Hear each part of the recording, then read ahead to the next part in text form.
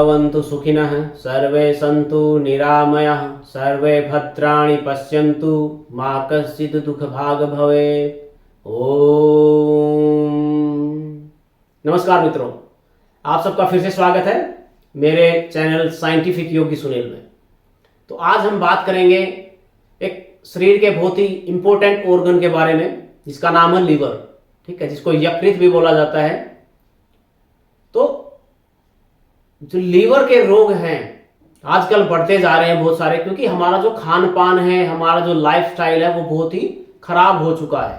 ठीक है, खान पान में हम जंक फूड यूज कर रहे हैं, बाहर कोई भी तले हुए पदार्थ या फिर बहुत ही ज्यादा मसालेदार पदार्थ, वो इस तरह के जो चीजें यूज करते हैं और हम कोई शारीरिक मेहनत कर नहीं रहे हैं। तो इसकी वजह से बहुत सारी समस्याएं पैदा हो जाती है लीवर के अंदर, जिसको आप फैटी लीवर के नाम से भी जानते हैं। ठीक है, उसके बाद में उसको फिर आप लीवर के अंदर दुनिया भर के इन्फेक्शन हो जाते हैं, जिसको हेपेटाइटिस के रोग कहते हैं, पीलिया है, जॉन्डिस है। ठीक है, तो इस तरीके से बहुत सारे रोग उत्पन्न हो जाते हैं। तो और आप जानते हैं कि लीवर हमारे शरीर का सबसे मुख्य ऑर्गन है, क्योंकि जितने भी शरीर के अंदर टॉक्सिन्स हैं, जो भी हम खाना खाते हैं उसके अंदर जो टॉक्सिन्स होते हैं, वो टॉक्सिन्स को झेलने का काम कौन करता है? वो लीवर करता है। टॉक्सिन्स को प्यूरिफाई करने का काम कौन करता है? वो लीवर करता है। लेकिन जब हम बाहर की बहुत सारी गंदगी खा के लीवर को जब ओवरलोड कर देते हैं तो क्या होता है? तो लीवर भी बीमार हो जाता है। तो लीवर जब बीमार होता है तो उसकी सबसे पहली स्टेज क्या होती है? पहली स्टेज होती है उसकी फैटी लीवर। ठीक है, फैटी लीवर में क्या है? लीवर मोटा हो गया आपका, लीवर आपका बेसिकली चर्बी चढ़ गई लीवर के ऊपर, लीवर के ऊपर फैट जमा हो गया। ठीक है, तो उससे क्या होता है? जब लीवर के ऊपर फैट जमा हो जाता है तो वो अपना कार्य पूर्ण रूप से नहीं कर पाता। फिर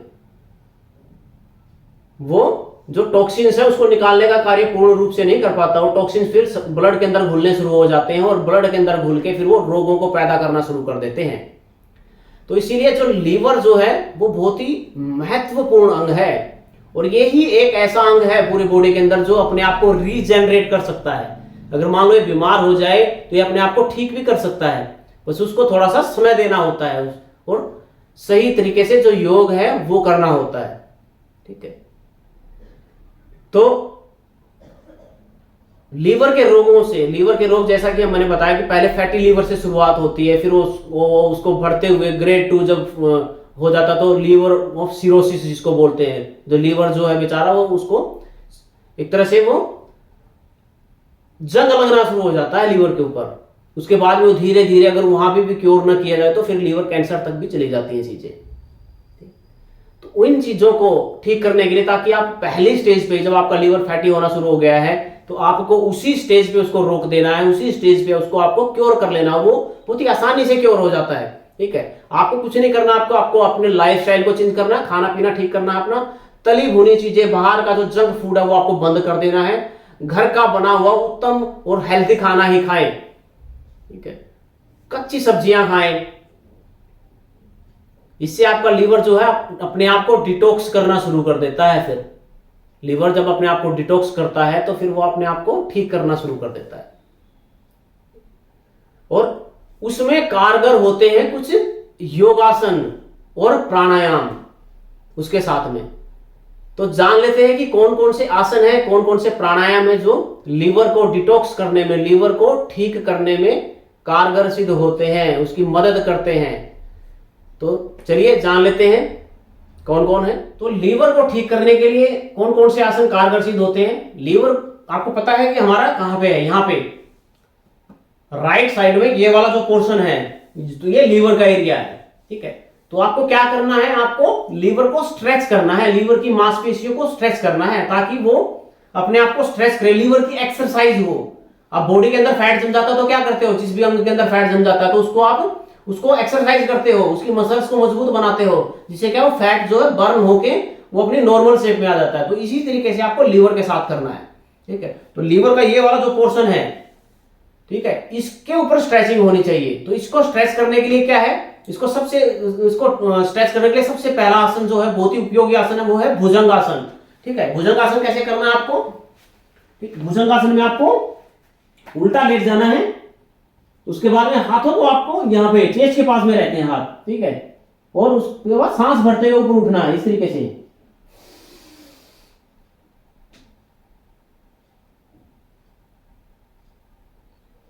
जितना ऊपर उठ सको ऊपर उठना है, और उसके बाद नीचे श्वास छोड़ते हुए नीचे आना है, ठीक है। नॉर्मल भुजंगासन में क्या करते हैं हम लोग, नॉर्मल भुजंगासन में हम यहां से उठते हैं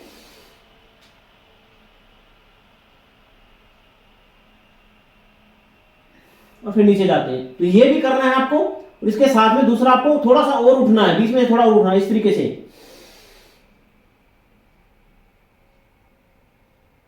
ठीक है। हाथों को थोड़ा कोशिश करना है थोड़ा सा सीधा करने की।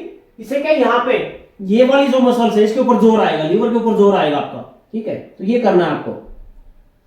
नॉर्मल नॉर्मल कैसे करना है,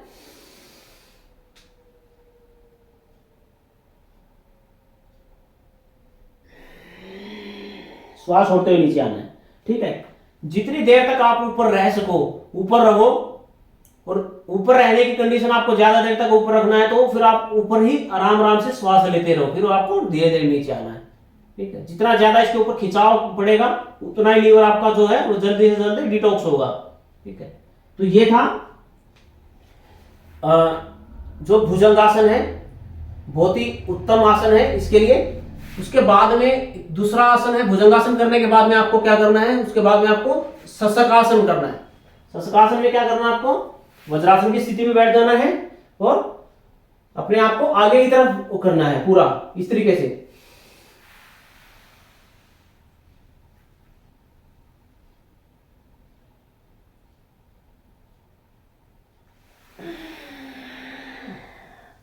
फिर सांस भरते हुए ऊपर उठना है, सांस छोड़ते हुए नीचे जाना है इस तरीके से। पहले सांस भरो, फिर सांस छोड़ते हुए नीचे,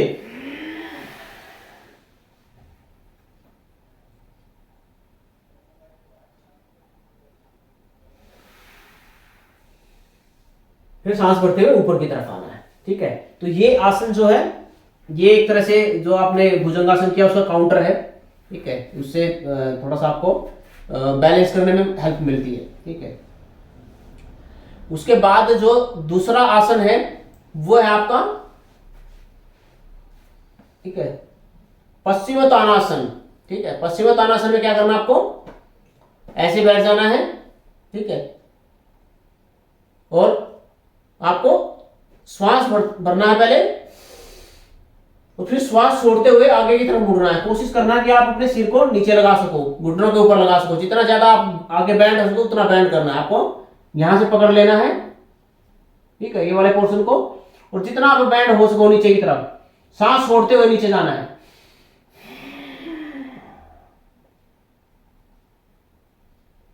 तो इसमें क्या होगा, इसमें आपकी ये वाली जो मसल्स हैं, ये पूरी जो लीवर के पास वाली जो मसल्स हैं ये पूरी की पूरी स्ट्रेच होती है, पूरा लीवर के ऊपर आपका जोर आता है इसका, ठीक है। तो इस तरीके से भी कर सकते हो आप इसको। तो जितना ज्यादा हो सके आपको नीचे की तरफ जाना है ताकि आपकी ये मसल्स के ऊपर प्रेशर आए। इसमें ध्यान रखना कि जो जो स्लिप डिस्क वगैरह के रोगी हैं वो इसको ना करें, क्योंकि उससे उनको थोड़ा सा अनकंफर्ट फील हो सकता है, उनको स्लिप डिस्क की प्रॉब्लम थोड़ी सी बढ़ सकती है, तो वो लोग ना करें। बाकी इसके अलावा दूसरे लोग सब लोग कर सकते हैं इस आसन को।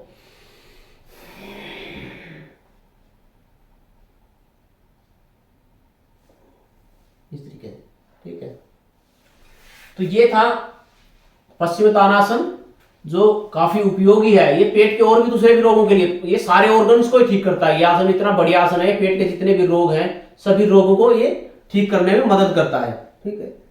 इसके बाद में जो अगला आसन आता है वो आता है आपका सेतुबंध आसन, ठीक है। सेतुबंध में क्या करना है आपको,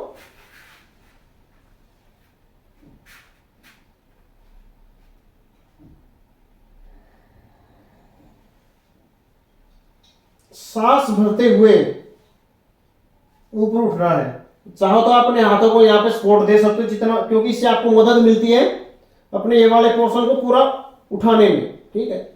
इस तरीके से आप कर सकते हो, अपने हाथों को अपने कुल्लों के नीचे लगा के इस तरह से कर सकते हो। फिर सांस छोड़ते हुए नीचे आना है, ठीक है। बिना हाथ लगाए भी कर सकते हो इसको इस तरीके से।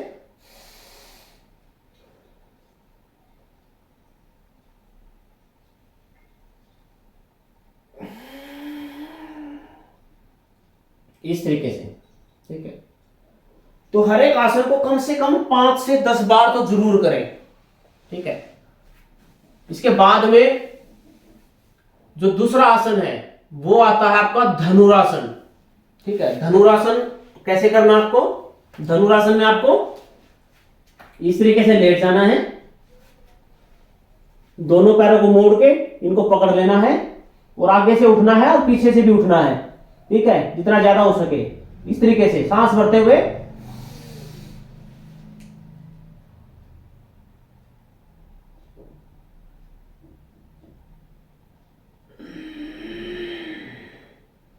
जितनी देर तक रोक के रख सको रोक के रखना है ऊपर, फिर सांस छोड़ते हुए धीरे धीरे नीचे आ जाना है। फिर से करेंगे।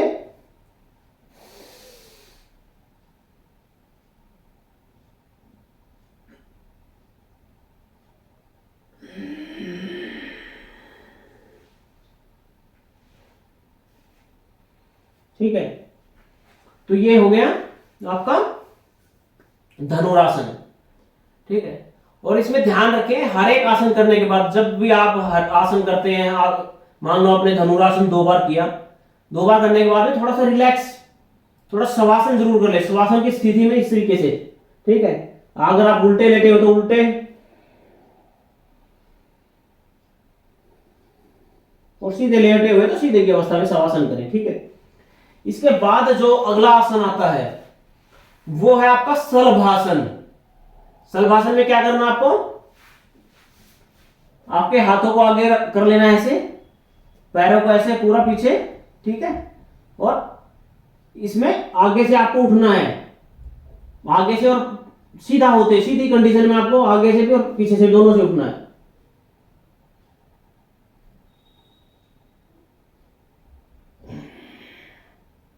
ठीक है, तो इसमें समझ गए होंगे इस तरीके से। देखिए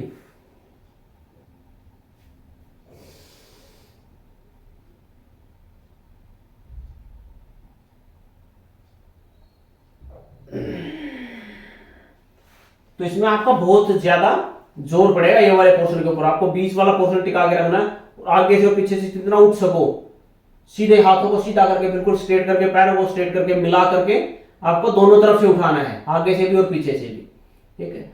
तो ये था शलभासन, ठीक है। ये भी बहुत ही मतलब उत्तम आसन है लीवर के लिए, लीवर को डिटॉक्स करने के लिए, ठीक है।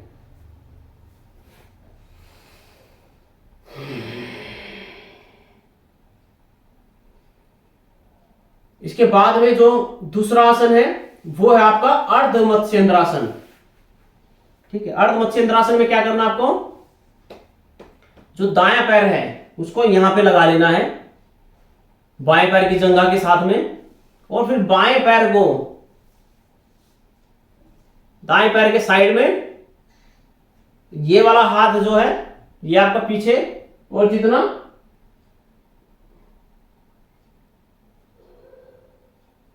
पीछे जा सको आपको पीछे जाना है।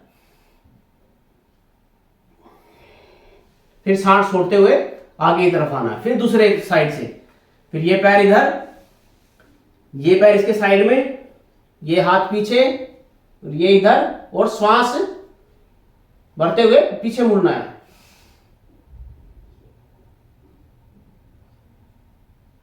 रोक के रखना जितनी देर तक रोक सको,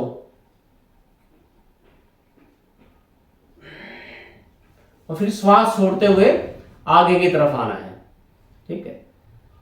तो ये है अर्ध मत्स्येंद्रासन, ये भी आपके काफी बहुत ही हेल्प करता है। ये जब आप ट्विस्ट करते हो तो आपके ऑर्गन्स पे खिंचाव आता है, ऑर्गन्स पे खिंचाव आता है, ऑर्गन्स के ऊपर इफेक्ट आता है उसका, और जिससे कि ये ऑर्गन्स जो आपके वो मजबूत होना शुरू हो जाते हैं, ठीक है। तो ये तो थे आसन जो आपको लीवर को ठीक करने में हेल्प करेंगे, ठीक है। उसके बाद में प्राणायाम जो है, कौन सा प्राणायाम है जो इसमें लीवर को ठीक करने में हेल्प करता है? प्राणायाम क्या क्रिया है? वो कपालभाति क्रिया है, कुछ लोग उसको प्राणायाम के नाम से भी जान लेते हैं, कपालभाति प्राणायाम, लेकिन वो क्रिया है, बेसिकली कपालभाति क्रिया है। तो कपालभाति क्रिया जो है वो लीवर के लिए बहुत ही बढ़िया क्रिया है, लेकिन ऐसा नहीं कि खाली कपालभाति करने से ही ठीक हो जाएगा, आपको ये आसन साथ में करने पड़ेंगे, और साथ में लाइफ स्टाइल को आपको ठीक करना पड़ेगा, अपना खाना पीना ठीक करना पड़ेगा। तो कपालभाति क्रिया कैसे करनी है जान लेते हैं। वैसे तो आपने पिछली वीडियोज में देख लिया होगा, मेरी बहुत सारी वीडियोज में, फिर भी एक बार बता देते हैं। कपालभाति क्रिया करते समय आपको क्या करना है, आपको हाथ जो पेट पे रखना है और श्वास को धक्का देना है बाहर की तरफ। उसमें क्या है कि पेट अंदर जाएगा और श्वास बाहर आएगा, ठीक है। श्वास अंदर जाएगा, पेट बाहर आएगा, इस तरीके से। नॉर्मल हो जाए, फिर ऐसे किया आपने, श्वास बाहर, पेट अंदर।